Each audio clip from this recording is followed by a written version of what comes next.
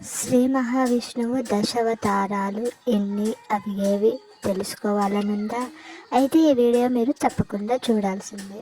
హిందూ విశ్వాసముల ప్రకారము లోకపాలకుడైన శ్రీ మహావిష్ణువు అనేక అవతారములు దాల్చును.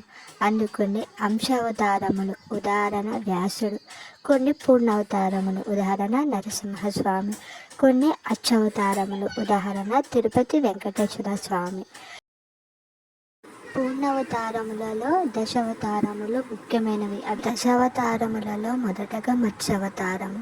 మహామేనంగా ప్రవహించి చాక్షుష మన్వంతరం అంత్యకాలంలో వేదాల్ని దొంగలించిన సోమకుణ్ణి వధించాడు. రెండవది కూర్మావతారము. కూర్మావతారములో క్షీరసాగర మదన వేళ ఒరిగిపోతున్న మందరాత్రిని తన వీపుపై నేర్పుగా నిలిపాడు.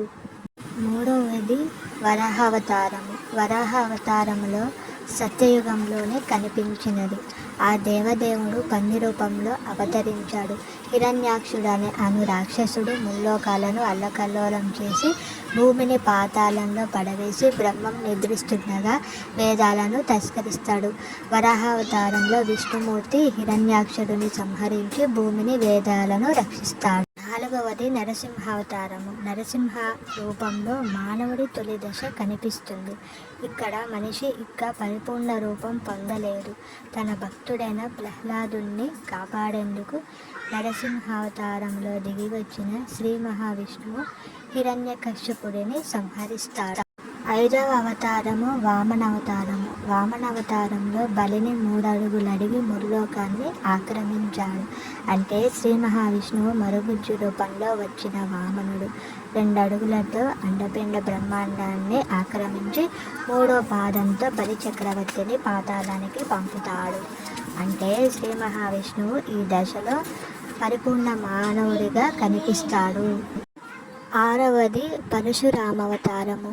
కుపిత భావంతో బ్రహ్మాండ ద్రోహులైన రాజుల్ని 21 సార్లు వధించి భూమిని క్షత్రియ శూన్యం గావించాడు. మనిషి రూపంలో ఉన్న అనాలోచితంగా ఆవేశపూరితంగా ప్రవర్తించడం కనిపిస్తుంది.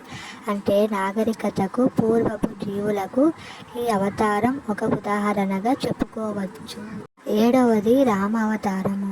శ్రీరాముడై దైవ కార్యార్థమై రాజత్వాన్ని పొంది సముద్ర నిగ్రహ నాది పరక్రమాల్ని ఆచరించాడు. ఇక్కడ మనిషి సమాజంలో ధర్మం కోసం జీవించడం, తనకన్నా సమాజానికి ఎక్కువ ప్రాముఖ్యతనివ్వడం కనిపిస్తుంది. మానవ జీవనం ఎలా సాగాలో ఆచరించిన రాముడు ఆదర్శ పురుషుడయ్యాడు.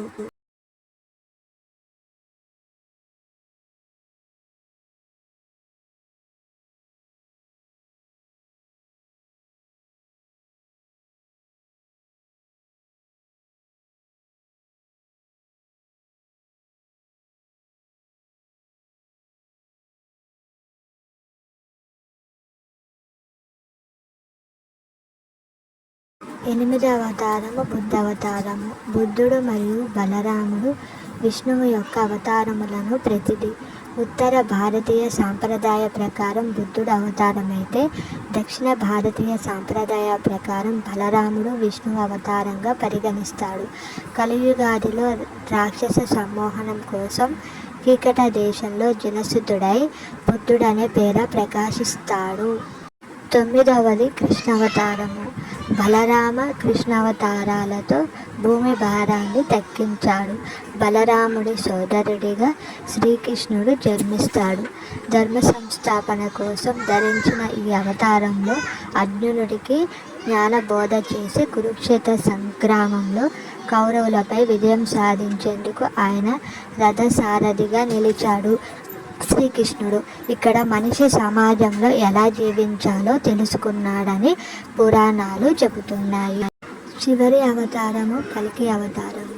చివరగా కలియుగ కృతయుగ సంధిలో రాజులు చోరులుగా మారి సంచరిస్తుంటే విష్ణుయాసుడనే విప్రునికి కల్కి అనే పేర ఉద్భవిస్తాడు.